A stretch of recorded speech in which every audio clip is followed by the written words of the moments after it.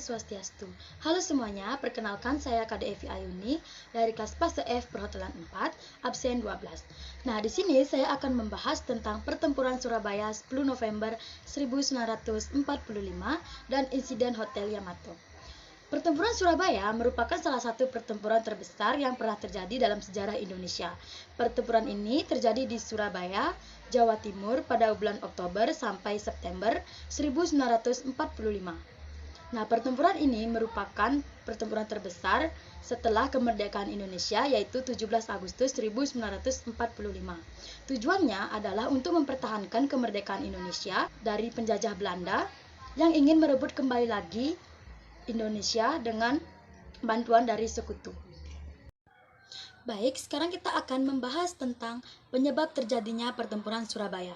Yang pertama, datangnya pasukan sekutu Inggris ke Surabaya untuk melucuti tentara Jepang, namun mereka membawa Netherlands Indies Civil Administration atau sering disebut dengan Nica Belanda.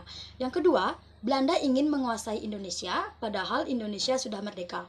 Nah, dan yang ketiga, terkait dengan insiden Hotel Yamato yang memicu kemarahan rakyat Surabaya. Yang keempat, kematian Brigadir Malibi pada tanggal 30 Oktober 1945 dalam insiden tembak-menembak. Yang kelima, setelah matinya Malibi, Inggris membuat ultimatum untuk membuat rakyat Surabaya menyerah, tetapi rakyat Surabaya menolak. Oke, next, sekarang kita akan membahas tentang insiden Hotel Yamato tanggal 19 September 1945. Insiden Hotel Yamato menjadi pemicu utama terjadinya pertempuran Surabaya. Datangnya pasukan Belanda, Nica bersama sekutu, mereka menaikkan bendera Belanda yang berwarna merah, putih, dan biru di atas Hotel Yamato di Jalan Tunjangan, Surabaya. Insiden ini dianggap menghina kedaulatan Indonesia karena Indonesia sudah merdeka.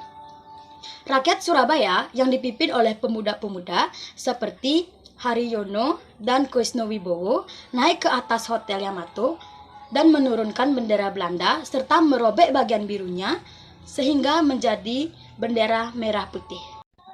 Next, sekarang kita akan membahas tentang peran tokoh dalam pertempuran Surabaya. Tokoh pertama ada Bung Tomo. Bung Tomo, pemimpin dan penyemangat rakyat Surabaya melalui siaran radio dengan seruan Allahu Akbar dan penyemangat pantang menyerah. Yang kedua ada Jenderal Malibi, komandan pasukan Inggris di Surabaya yang tewas sebelum pertempuran besar. Yang ketiga ada Sudirman, Panglima Tentara Keamanan Rakyat atau TKR, membantu mengatur strategi pertahanan. Yang keempat ada Haryono dan Koisnowibowo, tokoh pemuda dalam insiden Hotel Yamato. Yang kelima, Residen Sudirman dan Gubernur Suyo, pemimpin sipil Jawa Timur yang berperan dalam koordinasi pemerintah dan pertahanan. Next, kita akan membahas tentang kronologi akhir pertempuran Surabaya. Pertempuran yang dimulai pada 10 November 1945 berlangsung sangat sengit antara rakyat dan pejuang Surabaya melawan pasukan sekutu, terutama Belanda dan Inggris.